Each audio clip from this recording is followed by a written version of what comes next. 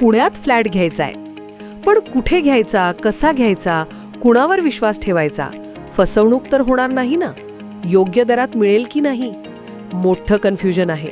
चला तर मग सर्व कन्फ्युजन दूर करण्यासाठी संपर्क साधूयात सारंग अहेर यांच्या रेरा रजिस्टर्ड ड्रीमोरा रियालिटीशी. संपर्क सारंग सुधाकर अहेर, ड्रीमोरा रियालिटी. मोबाईल नंबर 82 83 93 91 91 आणि 62 62 90 910.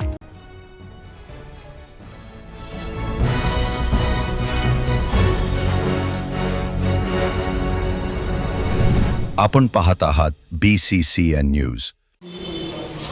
प्रशांत आंबी आणि त्यांच्या सहकाऱ्यांना घेऊन चिखली पोलीस जालनाकडे रवाना. जिसके घर शीशे के होते हैं वो दूसरों के घर पे पत्थर नहीं मारा करते. प्रशांत आंबी यांचा आमदार संजय गायकवाड यांना इशारा. बुलढाण्यात आंदोलनासाठी येत असताना चिखलीतच पोलिसांनी घेतले होते ताब्यात. शिवाजी कोण होता या पुस्तकाच्या शीर्षकावरून आमदार संजय गायकवाड यांनी पुस्तकाचे प्रकाशक प्रशांत आंबी यांना शिवीगाळ केल्यानंतर संपूर्ण राज्यभर त्याचे पडसाद उमटले आणि त्यानंतर कम्युनिस्ट पक्षासह प्रशांत आंबी आणि त्यांच्या सहकाऱ्यांनी आंदोलनाची घोषणा केली. आज बुलढाण्यामध्ये आमदार संजय गायकवाड यांच्या घरावर मोर्चा काढून शिवाजी कोण होता या पुस्तकाचे सामूहिक वाचन करण्याचा इशारा देण्यात आला होता. या आंदोलनासाठी प्रशांत आंबी, त्यांचे कुटुंबीय आणि त्यांचे सहकारी हे बुलढाण्यात येत असतानाच चिखली पोलिसांनी त्यांना एका हॉटेलमध्ये स्थानबद्ध केलं. मात्र आपण बुलढाण्यात आंदोलनासाठी जाणार अशी आक्रमक भूमिका प्रशांत आंबी आणि त्यांच्या सर्व सहकाऱ्यांनी घेतली आणि थेट हॉटेलमधून बाहेर पडत चिखली शहरामध्ये रखरखत्या उन्हात भर रस्त्यात पुस्तकाचे वाचन आणि घोषणाबाजी सुरू केली. याच दरम्यान पोलिसांनी या सर्व आंदोलकांना ताब्यात घेत पोलीस स्टेशनमध्ये आणली आणि आता त्यांना कोल्हापूरकडे रवाना करण्यात आले आहे. बुलढाणा पोलीस जालन्यापर्यंत बंदोबस्तात त्यांना घेऊन जाणार आहे.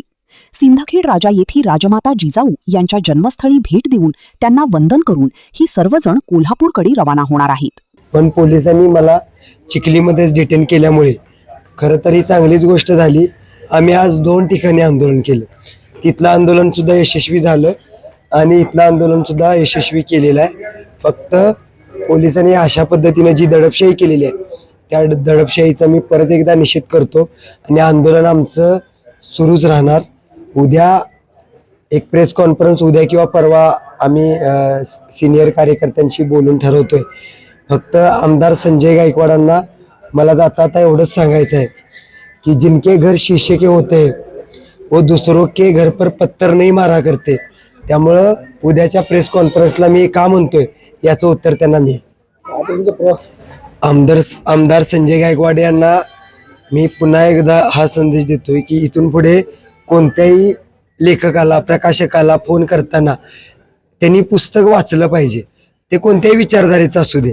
ते त्यांच्या विचार म्हणजे भारतामध्ये अनेक विचारधारा आहेत. आंबेडकरवाद आहे, मार्क्सवाद आहे, हिंदुत्ववाद आहे, सावरकरवाद आहे, अशा अनेक विचारधारा आहेत.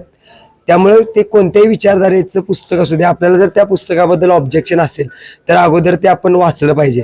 कारण की टीका जर करायची असेल तर वाचल्याशिवाय पर्याय नाही. त्यामुळं मी आता कन्फर्म मला माहीत नाही, मी असं ऐकलं की ते भवानी मंडपामध्ये येणार आहेत शिवाजी कोण होता या पुस्तकाचं वाचन करायला. अगोदर मी कन्फर्म करतो. पण जर ते खरोखर येणार असतील तर तिथं आम्ही त्यांचं स्वागत आहे. कारण की पुस्तक वाचल्यानं माणसाचं चांगलंच होतंय. कारण की शिक्षण हे वाघिणीचं दूध आहे.